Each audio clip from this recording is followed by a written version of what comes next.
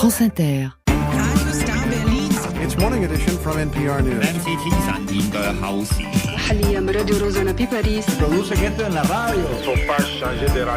France Inter. Le 18-20. Fabienne Synthèse. Nous sortons du studio ce soir pour entrer au Musée de l'Homme. On est heureux de cette respiration. Allez, suivez-nous. Un jour dans le monde ce soir, c'est un jour au Musée de l'Homme et c'est aussi peut-être un jour dans l'histoire d'un textile, une autre histoire de la mondialisation et de l'appropriation. On va vous raconter tout ça. Nous sommes au Musée de l'Homme, donc dans l'espace d'une exposition sur le wax, et les deux commissaires qui vont nous accompagner au cours de ce voyage sont autour de nous. Il y a Soloba Diakité, bonsoir à vous. Bonsoir. Vous êtes historienne des arts africains. Il y a Cindy Oloou, bonsoir à vous. Vous êtes responsable des collections du FRAC, le Fonds régional d'art contemporain d'Île-de-France. Soloba Diakité d'abord, oui. Pour les gens qui nous écoutent et qui se disent le wax, je sais ce que c'est, mais en fait, est-ce que je le sais vraiment? Est-ce qu'on peut décrire? S'il y a d'abord un mot pour décrire, peut-être que c'est la couleur, en fait. Oui, c'est vrai que quand la première idée que l'on voit et puis dans notre quotidien, eh ben c'est un textile très coloré, avec beaucoup de motifs, riche, donc qui interpelle, qui est aussi dynamique, un art presque cinétique, je dirais. Ce qu'il faut dire aussi aux auditeurs, c'est que, alors on y viendra d'ailleurs plus longuement, mais le wax est associé évidemment à l'Afrique. C'est sur ce continent-là qu'on en voit le plus, qu'on le voit quasi même exclusivement. Effectivement, c'est une longue histoire, mais ce textile est venu à incarner une identité africaine, même un panafricanisme. Voilà, ça incarne l'Afrique. Alors avant d'en décrire certains, moi je voudrais qu'on parle un petit peu de fabrication, parce que wax, bêtement, ça veut dire cire, oui. Parce que la cire est l'élément majeur. Comment ça se fabrique? Ça commence comment, cette histoire-là? Alors elle commence en Asie, et particulièrement sur l'île de Java. Sur l'île de Java, on fabrique le batik javanais, dont les motifs sont réalisés avec de la cire. Les Hollandais vont ensuite vouloir mécaniser ce textile qu'ils découvrent au 19e siècle. Et donc, c'est par la suite, effectivement, qu'on va utiliser deux rouleaux symétriques par lesquels vont passer du coton pour justement imiter un textile dont les motifs sont sur les deux faces. Exactement, recto verso. Voilà, et c'est d'ailleurs pour ça ni envers ni endroit, précisément. Ni envers ni endroit. Je peux toucher ou pas? Oui, bien sûr. C'est épais? C'est épais, c'est aussi souple, parce que c'est vrai que si on compare à certains textiles traditionnels africains, ils sont plutôt souples et faciles à travailler, à découper certains motifs pour réaliser des vêtements assez élaborés. Alors là, ce qu'on a autour de nous, Soloba Diakité, c'est une collection magnifique de motifs qui sont tous différents les uns des autres, qui sont incroyablement colorés. Et surtout, ce qui est formidable, c'est qu'ils ont tous un nom.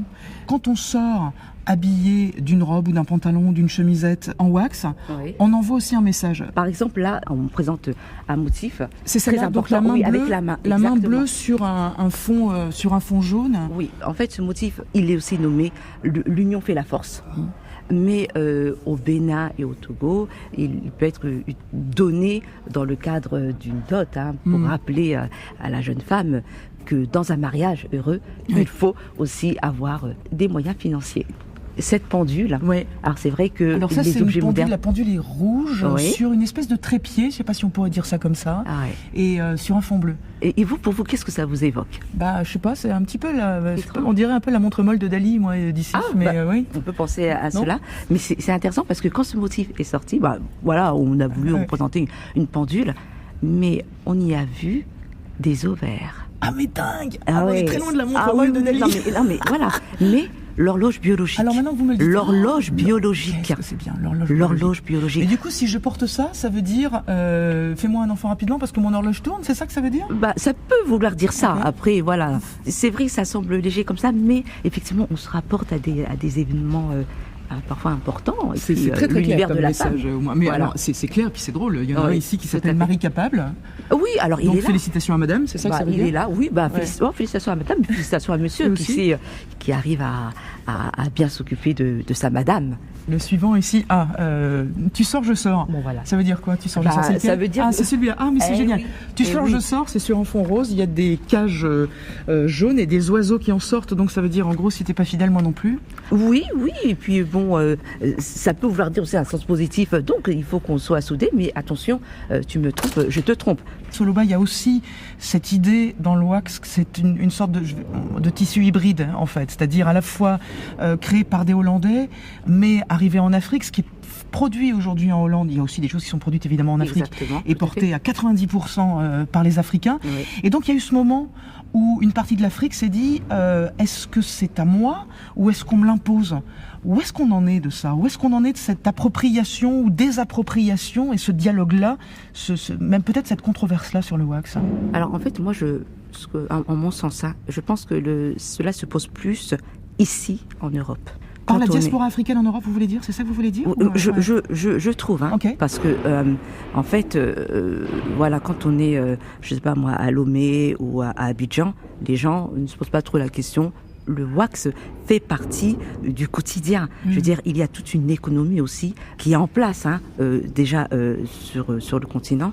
Et ici, c'est vrai que ça dépend comment on se positionne vis-à-vis de ce textile. Si c'est on le considère comme un textile africain, eh bien, évidemment, c'est mon identité. Mais si je ne me considère pas comme un textile africain, donc je ne suis pas vraiment concernée par cette question d'appropriation. Et puis je pense que c'est aussi tout le paradoxe d'un tissu comme le wax, c'est que peut-être qu'on n'a pas besoin de trancher cette question-là, que c'est ce qui fait sa complexité, c'est ce qui fait aussi son succès, c'est sa malléabilité, son évolution, et que certes c'est un tissu qui est né dans un contexte colonial, mais qui au moment des indépendances a permis le développement de toute une économie, des usines dans de nombreux pays d'Afrique de l'Ouest, dont certaines perdurent encore aujourd'hui, qui a permis à de nombreuses personnes de s'identifier, qui fait partie d'un patrimoine familial et culturel qui se transmet de génération en génération et qui est bien plus complexe que juste une binarité de D'ailleurs, ce qui est intéressant, c'est que l'appellation wax ou no wax, enfin, est-ce qu'on est wax, est-ce qu'on n'est pas wax, ça date pas des indépendances. Moi, je croyais très naïvement que c'est peut-être à ce moment-là que quelque chose avait basculé. Pas du tout, en fait. Ce débat arrive bien après. Bien après. Bon, c'est vrai qu'au moment des indépendances, moi, il y a une image qui me frappe, c'est celle de Kwame Nkrumah. En 1957, le Ghana prend son indépendance. Et quand il donne son discours, Kwame Nkrumah et donc ses compagnons, ils portent ce qu'on appelle agbada. Agbada, c'est cette tunique tissée traditionnellement. Pourtant, le wax existait. Mais ils décident de porter un textile traditionnel. Évidemment, ensuite, comme le disait Cindy, avec toutes les industries étatiques qui vont se mettre en place pendant les indépendances, bien, le wax va faire partie vraiment du paysage. Pour aussi rebondir sur ce que dit Soloba, ce qui est aussi intéressant par rapport à cette image de Kwame Nkrumah, c'est que le wax, contrairement au tissu plus traditionnel, ne porte pas forcément d'interdit lié à une classe sociale ou à qui peut le porter ou pas, n'est pas forcément rattaché à un seul pays, puisque un tissu est généralement rattaché à une culture. Pour les tissus traditionnels comme le ndop, est rattaché au Cameroun, à l'ouest du Cameroun plus précisément. Le wax a cette perspective un peu panafricaine qui permet aussi un dialogue et un échange et une sorte de reconnaissance bien au-delà d'un seul pays ou d'une seule région. Après, ce qui est intéressant, vous l'avez évoqué, après les indépendances, notamment, le wax, il est porté par les femmes. Et quand je dis porté, économiquement porté par les femmes, les fameuses Nana Benz, qu'on appelait Nana Benz parce qu'elles pouvaient avoir des Mercedes-Benz, c'est elles qui l'ont apporté. Donc les premières femmes d'affaires, c'est elles, ce sont des femmes. Alors ce sont des femmes, donc elles commencent dans les années 50, ce sont les premières milliardaires Togo, Lomé, et à partir de là, effectivement, le commerce va, dans toute la sous-région, se faire jusqu'en Afrique centrale. Et c'est ça qui est intéressant, parce qu'on peut effectivement avoir une lecture qui est est-ce qu'il y a appropriation, est-ce qu'il n'y a pas appropriation, puis avoir l'autre lecture qui dit l'empowerment, pour citer un mot qui n'est pas du tout français, mais des femmes particulièrement, passe par le wax. À Lomé et au Togo, leur influence et leur pouvoir étaient tels qu'elles sponsorisaient des équipes de foot, qu'elles soutenaient des campagnes présidentielles. Enfin, c'était vraiment quelque chose. Et alors, Cindy Lehoux, vous qui êtes responsable du Fonds régional d'art contemporain, ce qui est intéressant, c'est qu'on est là face à un tissu qui est très populaire, qui est rentré dans les rues, qui porte des noms, qui montre vraiment à quel point on est dans la vie des gens. Et en même temps, c'est aussi une œuvre d'art. Et c'est devenu une œuvre d'art ou depuis le début, en fait, ça a été aussi qualifié comme ça. Et je pense que depuis le début, ça a été un support d'expression, à la fois par les designers, la créativité des motifs et des couleurs, et aussi par l'adoption des personnes, les sens qu'ils y ont mis, les messages que le wax permet de passer. Et donc ça en faisait un outil, un médium absolument parfait pour que les artistes contemporains s'en saisissent aujourd'hui. Et c'est intéressant que ce soit devenu un outil tout de suite, en fait. Donc c'est cette tradition-là, en fait, qui est et un médium, comme vous dites, c'est cette tradition-là qui est perdurée aujourd'hui, et y compris par des grands couturiers et par des grands créateurs. Oui. Et on présente quelques designers, d'ailleurs, au foyer. Et c'est assez intéressant comment chaque créateur utilise ce médium à sa manière, à son sens, et y insuffle sa propre démarche artistique. Par exemple, ne serait-ce que pour les designers, on peut présenter Alexis Thémo-Mamin, de la marque Dandeman, qui lui ne travaille qu'avec des wax vintage, qui parfois ne sont plus édités. Et donc notamment, on a un costume bleu, rose fuchsia, avec des éléments jaunes, un costume 2 pièces d'homme, qui est un wax Vlisco qui n'est plus édité depuis plusieurs années, qu'il a récupéré en faisant des brocants, des vide-greniers, en allant dans des fripes, et avec lesquels il fait des costumes en nombre limité et où il a un rapport très familial. Ça lui permet de réactiver les souvenirs de sa mère qui ne portait que des wax. Est-ce que pour les créateurs, mais pas seulement en fait, Monsieur Loba, vous allez peut-être aussi pouvoir répondre à ça, est-ce que le wax sort de l'Afrique grâce aux créateurs, ou est-ce qu'il y reste et qu'il a du mal à en sortir? Où est-ce qu'on en est là-dessus? Alors le wax, c'est étendu et touche le monde entier maintenant. Je pense que les créateurs ont joué un rôle important là-dedans, mais aussi la question de la diaspora. Et le fait d'avoir des créateurs issus de la diaspora ou afro-descendants, pour qui finalement le wax est aussi devenu un moyen de valoriser cet héritage culturel, cette parfois multiculturalité, comme le travail de Gombo Wax, qu'on retrouve à la fois au foyer et au Balcon des Sciences, où on a tout un parcours où au Balcon des Sciences, il nous permet de retracer un peu l'histoire du wax, et au foyer, il présente un bombers, donc un modèle de vêtements très moderne, très contemporain, très urbain, qui montre aussi comment le wax est utilisé maintenant par ces nouvelles générations pour aborder des sujets comme l'identité, l'histoire culturelle, l'héritage familial. Il y a autre chose que je voudrais pour terminer montrer à nos auditeurs, parce qu'on va le décrire un peu plus loin là dans la pièce où nous sommes. Il y a des photos d'une collection Dior. Oui. Il y a aussi Anna Wintour, la grande prêtresse de la mode, qui est habillée en wax. Et ça, qu'est-ce que ça dit de ce tissu? Est-ce que ça dit, si j'en porte moi, vous pouvez en porter vous aussi? Est-ce que ça dit, il faut sortir ce tissu de l'Afrique? Qu'est-ce que ça raconte, hein? Bon, en tout cas, quand Anna Wintour a porté effectivement ce trench de Burberry, eh bien, quelque part... c'est Burberry qui l'a dessiné? C'est Burberry. Ouais. Et elle dit, oui, c'est comme ça que ça a été perçu dans le milieu de la mode. Vous pouvez le porter. Et donc, ça a donné un peu l'autorisation de ne pas être déguisé quand je porte du wax. Et en même temps, est-ce qu'il faut regretter ou pas que le wax reste porté très majoritairement par les Africains? On n'en croise jamais, disons les choses clairement, on n'en croise jamais dans les rues des blanches comme moi, par exemple, habillées en wax. Est-ce que ça veut dire que il reste une frontière à passer, ou est-ce que on se dit il faut non, ne la passons pas cette frontière parce que c'est un signe identitaire et laisser les signes identitaires à ceux à qui ils appartiennent? Bon, c'est vrai que on va dire les Européens ne portent pas, tout le monde ne porte pas du wax, mais on le voit à petites touches et il est dans les intérieurs. Alors, je voudrais d'ailleurs le décrire parce que il y a évidemment des robes, il y a des costumes pour les hommes, etc. Mais il y a de l'ameublement aussi, ce qui est une manière de faire rentrer peut-être le wax dans d'autres univers. Exactement, dans la décoration. Là, on le voit pas, mais il y a par exemple une créatrice qui dessine des wax pour en faire des papiers peints. Donc c'est intéressant, c'est que on va avoir du wax, je vais pas en porter forcément, ou je vais avoir un petit nœud, le sac. Alors là, en revanche, qui n'a pas son cabas, son sac, alors tout le monde. Je pense aussi qu'il faut aussi un peu apaiser cette question-là. Ce qui est important à mon avis, c'est que les gens connaissent l'histoire du tissu, sachent que ce n'est pas. Moi, je m'habille en wax demain et que je vais en Afrique. Est-ce qu'on me dira c'est de l'appropriation parce que ce tissu c'est notre identité, ou est-ce qu'on me dira merci parce que ça permet de sortir le wax du continent? Qu'est-ce qu'on me dira? On me dira oui, les gens diront pas rien du tout. Pour le coup, il y a beaucoup de gens qui portent du wax qui soit blanc ou noir et que ce soit en Afrique. Je pense que c'est la différence pour moi se fait plus sur les types de vêtements qu'on va porter. Je m'habille pas comme ma tante qui vit au Togo quand je mets du wax. J'en mets à des occasions bien précises. Et il fait pas autant partie de mon quotidien, peut-être qu'il fait partie du sien. On le porte pas avec les mêmes pièces. Je vais plutôt avoir tendance, je raconte un peu ma vie, mais à mettre un bombers et pas à mettre un boubou. Enfin, je pense que le type de vêtement correspond aussi au type de vie qu'on mène.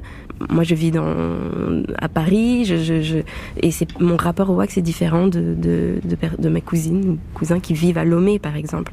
Et du vôtre aussi, peut-être sur le bar. C'est quoi votre rapport ce sera la dernière question. Votre rapport à vous, au wax. Bon, déjà, moi, c'est vrai que quand j'en porte, je choisis des motifs que j'ai vus portés par ma mère ou par ma belle-maman. Donc, c'est plus un lien affectif. Et ensuite, concernant les coupes, moi, c'est à la fois traditionnel et moderne. Je peux porter à la coupe boubou. Moi, ça ne me gêne absolument pas aller travailler en boubou, donner mes cours en boubou. Ça me dérange pas.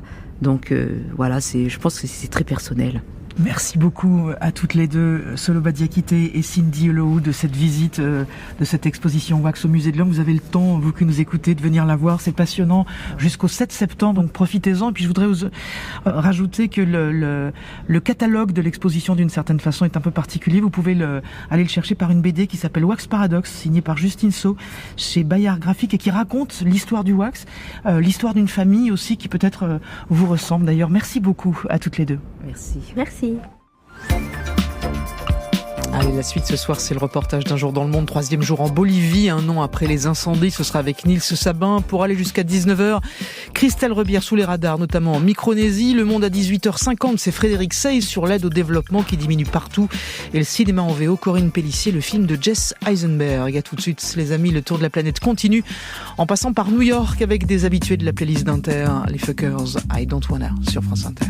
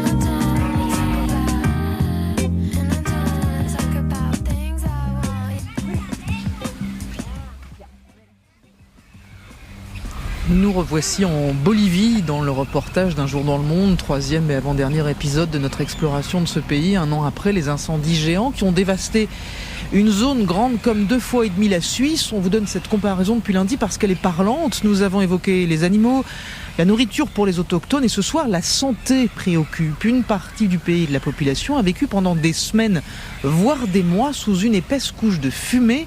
Plus de 3 mois après la fin des incendies, l'effet de ces fumées sur la santé est encore visible chez beaucoup de personnes. Et le reste, c'est Nils Sabin qui raconte. L'année dernière, la petite ville de Sainte-Gravière et ses habitants dans l'est de la Bolivie ont dû lutter pendant plus de 100 jours contre différents incendies. 100 jours passés aussi à respirer les épaisses fumées de ces feux. Au siège de l'organisation indigène Paiconeca de la ville, Enrique nous raconte qu'il a dû partir temporairement de sa communauté. Avec ma femme et mes enfants, nous ne pouvions plus rester là-bas. Les enfants étaient très mal à cause des fumées et le plus grand a même eu des problèmes aux poumons. Même constat avec Gabriel, dont les enfants ont également souffert de la fumée des feux. L'école était fermée pendant une semaine, puis les enfants revenaient un jour, puis c'était une nouvelle semaine sans cours. Ils avaient tous les yeux rouges à cause de la fumée, ils ne voyaient plus bien. Et à cela s'ajoutait la toux et l'impression de ne plus pouvoir respirer normalement. Au plus fort des incendies, les écoles ont été fermées dans un tiers du pays. Même dans des villes comme La Paz, en pleine montagne à des centaines de kilomètres des incendies, les élèves risquaient d'être affectés par les fumées. Les personnes âgées ont également beaucoup souffert lors de cette période. C'est ce dont témoigne Maria, 64 ans, qui habite dans la communauté de Bellavista, très fortement touchée par les incendies. Il y avait de la fumée partout. On ne voyait rien, c'était horrible. On suffoquait, même la nuit, et il y avait cette odeur qui ne partait pas. Moi, la fumée m'a fait vraiment beaucoup de mal. À un moment, j'ai même été hospitalisée. On me donnait de l'oxygène car je n'arrivais plus à respirer. Dans toute la région de Santa Cruz, et pas seulement les zones directement touchées par les incendies, le sujet de la fumée arrive spontanément dans les discussions car tout le monde en a souffert d'une manière ou d'une autre. À certains endroits, la population a aussi vu ses rivières, ruisseaux et autres sources d'eau contaminées par les cendres.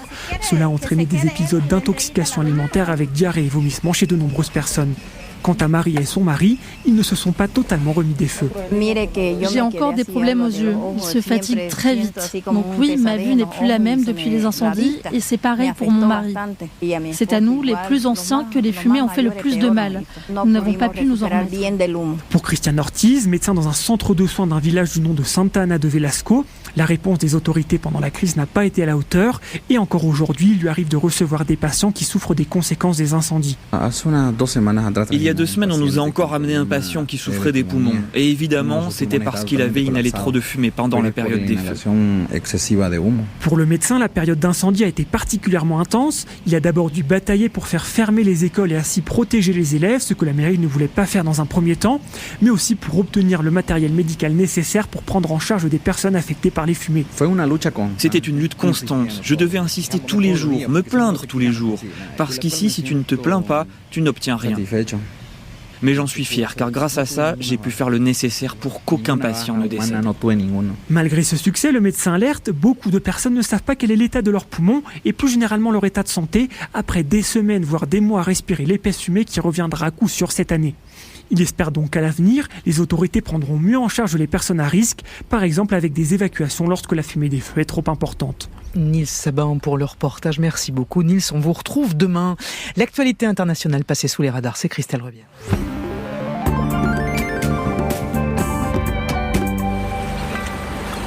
Et nous sommes d'abord en plein océan Pacifique, Christelle, en Micronésie, sur l'île-État de Nauru. 13 000 habitants, 21 km², une île assez plate et menacée par la montée des eaux. 90% de la population va devoir être déplacée au cœur de l'île, vers des terres en altitude, pour l'instant assez peu accueillantes. En fait, l'île contient du phosphate qui a été surexploité. Ses réserves se sont peu à peu taries, mais l'exploitation minière a rendu 80% du territoire inconstructible. Il y a donc de gros travaux en perspective estimés à 60 millions de dollars. Alors comment les financer ? Eh bien, le gouvernement de Nauru a décidé de vendre son passeport, 105 000 $. Ce n'est pas inédit, d'autres îles du Pacifique l'ont déjà fait, le Vanuatu, les Samoa ou encore le royaume de Tonga. Mais le système est controversé car certains peuvent utiliser cette nouvelle nationalité pour fuir la justice de leur pays d'origine ou encore pour blanchir de l'argent. Et Nauru d'ailleurs a déjà essayé. Une précédente tentative de vente de passeport avait mal tourné. emprisonné. En 2003, sa citoyenneté avait ainsi été octroyée à des membres d'Al-Qaïda, arrêtés plus tard en Asie. Le gouvernement promet cette fois que le passé des investisseurs sera passé au crible. You can just sort of explain what happened on the flight, because I know this woman walked out of the bathroom and collapsed next to your seat. How did that then play out? Well, the staff were there in no time and alors, cet homme s'appelle Mitchell Ring, il est australien. Et oui, il partait avec sa compagne Jennifer pour un voyage on ne peut plus romantique à Venise. Un vol Qatar Airways entre Melbourne et Doha dans un premier temps. Mais le couple s'est retrouvé à voyager à côté d'un cadavre. Une femme a succombé à un malaise non loin d'eux, ce qui est déjà assez traumatisant. Le personnel de bord a tenté d'emmener le corps en classe affaires, mais la dame était trop corpulente. Alors ils ont cherché un fauteuil vide en classe économique. Vous pouvez vous déplacer, s'il vous plaît ? Oui. Le passager a dû laisser son fauteuil à la victime, qui s'est donc retrouvée juste à côté de lui, une simple couverture sur son corps, et il restait 4 heures de vol. Il y avait d'autres fauteuils vides, proteste le passager. La compagnie, elle, s'excuse, mais adresse surtout ses condoléances à la famille. Allez, nous sommes au Danemark. Oui, on les entend. Des archéologues ont découvert un site préhistorique dont la structure rappelle le très célèbre Stonehenge en Angleterre. Il s'agit d'un cercle d'un diamètre de 30 mètres composé de 45 pieux en bois, placés à environ 2 mètres les uns des autres. Elle a été mise à nu par hasard alors qu'on était en train de construire un lotissement à Ars, dans le nord-ouest du pays. D'abord, un riche hameau du début de l'âge de bronze, une tombe de notable avec une épée en bronze, puis une nouvelle section de fouilles a permis de découvrir l'entrée de cette structure qui daterait de la fin du néolithique, soit environ 2000 ans avant notre ère. Les archéologues vont essayer de voir si, comme en Angleterre, il existe un cercle plus petit à l'intérieur. Ils espèrent que les fouilles vont permettre d'expliquer les liens qu'entretenait leur région avec d'autres peuples d'Europe. Allez, merci beaucoup Christelle. Vous revenez demain, vous partez en passant par l'Ouganda avec Geoffrey Oryema, Yeyeye. Ça date de 90, et ce qui a été remis dans l'oreille de Thomas Langlin, qui réalise cette émission, c'est que vous allez reconnaître cette musique comme un générique, non, Christelle ? Laura Adler. Ah bah oui. Frédéric, vous l'avez ? Le cercle de minuit. C'est beau. Allez, parti.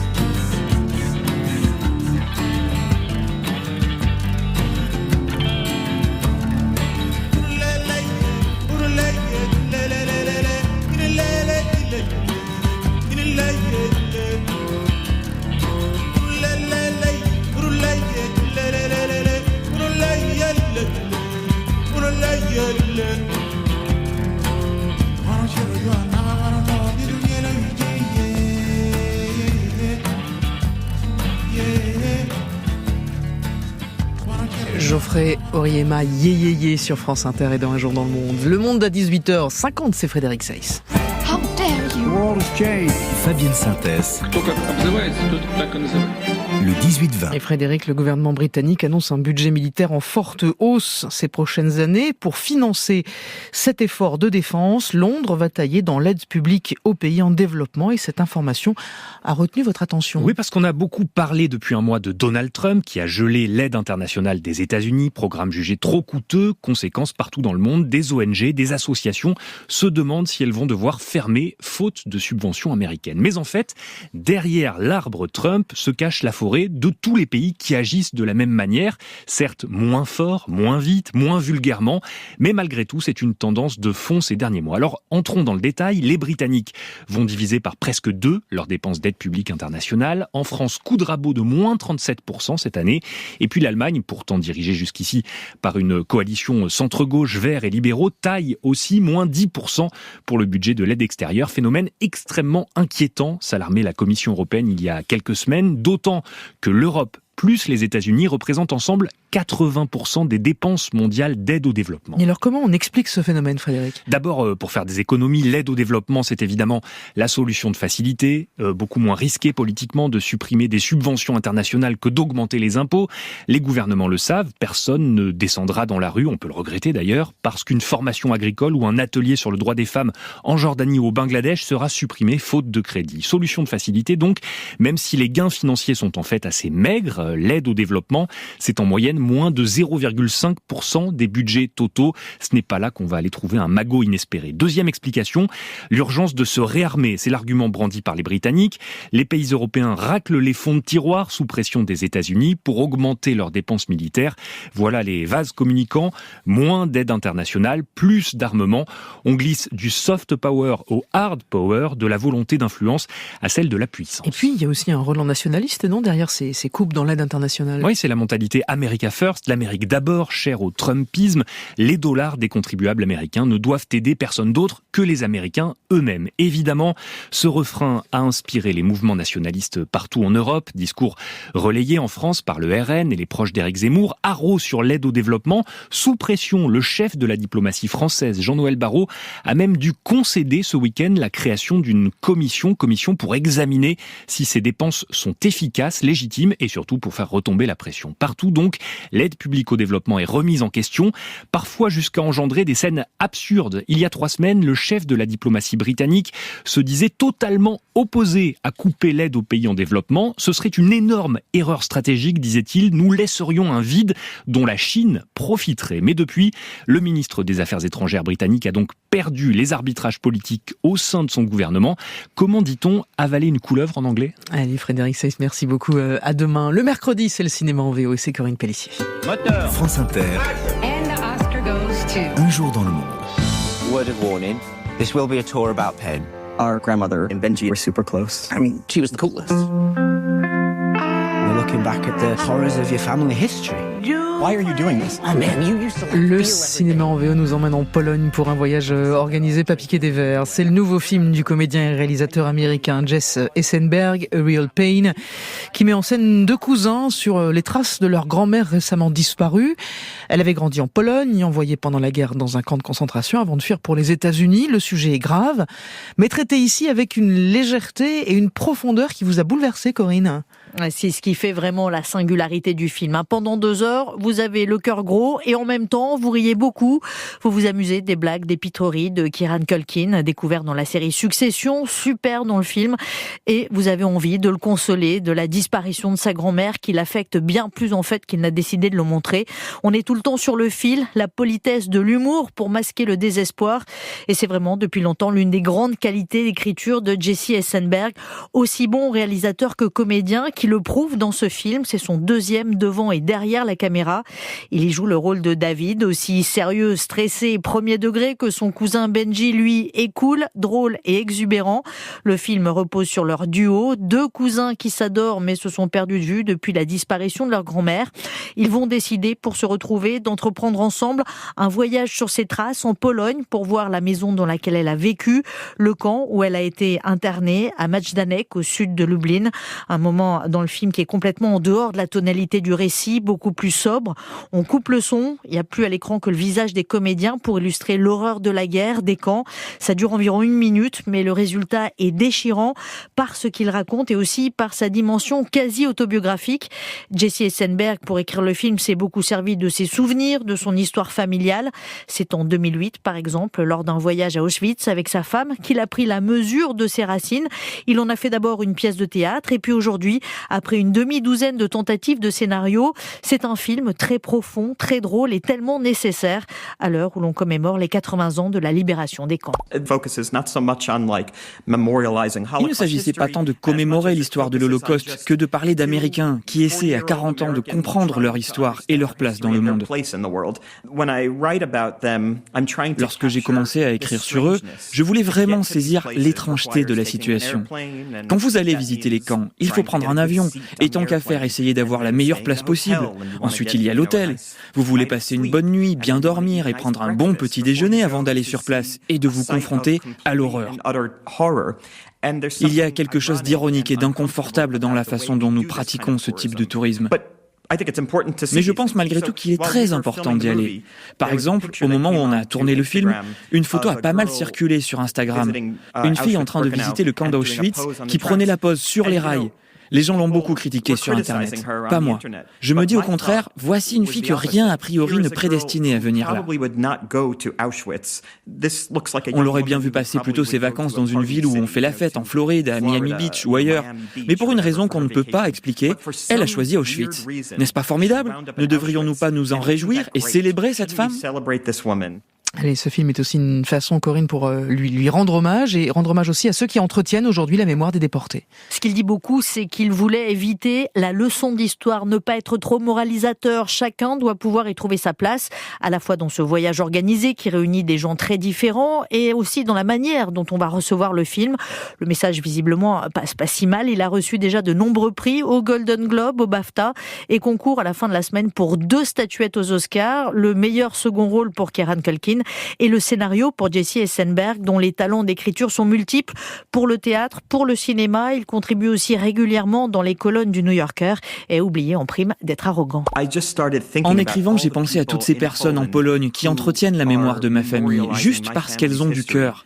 J'ai grandi sans jamais entendre parler de ce pays. Ma famille ne parlait jamais de la Pologne. En grandissant, j'ai découvert que nous avons vécu là-bas, en fait, bien plus longtemps qu'en Amérique. Mais personne n'a voulu le raconter à cause de la guerre. Personne à la maison ne parle de l'histoire de la Pologne. Personne n'affiche de drapeau polonais. Mon père ne commande jamais de plats typiques, de pierogi au restaurant. Alors, vous savez, on s'est toujours considérés comme des gens très américains. D'ailleurs, bien sûr que nous sommes américains. C'est ça l'Amérique. C'est un creuset de culture. Mais en réalité, il s'en est fallu de peu pour que nous soyons aujourd'hui des citoyens polonais. Les personnes qui travaillent au camp de Majdanek ne sont pas juives. Ce sont des gens de mon âge, de jeunes universitaires bien souvent très brillants qui auraient pu faire ce qu'ils voulaient de leur vie. Et pour une raison qui m'échappe, ils ont choisi de travailler dans un camp de concentration, de conduire leur voiture tous les matins jusqu'à un camp de concentration, d'aller déjeuner tous les jours juste à côté d'un camp de concentration. Lorsque j'ai écrit le scénario, j'ai ressenti une telle gratitude envers ces personnes. En ce qui me concerne, j'estime que plus nous nous coupons de notre histoire, moins notre vie n'a de sens. Allez, ça s'appelle Real Pain, signé Jesse Eisenberg au cinéma ce mercredi. Merci Corinne. À demain d'ailleurs, puisque vous êtes parti vous partez pour les Oscars, vous serez à Hollywood, on sera ravis de vous parler.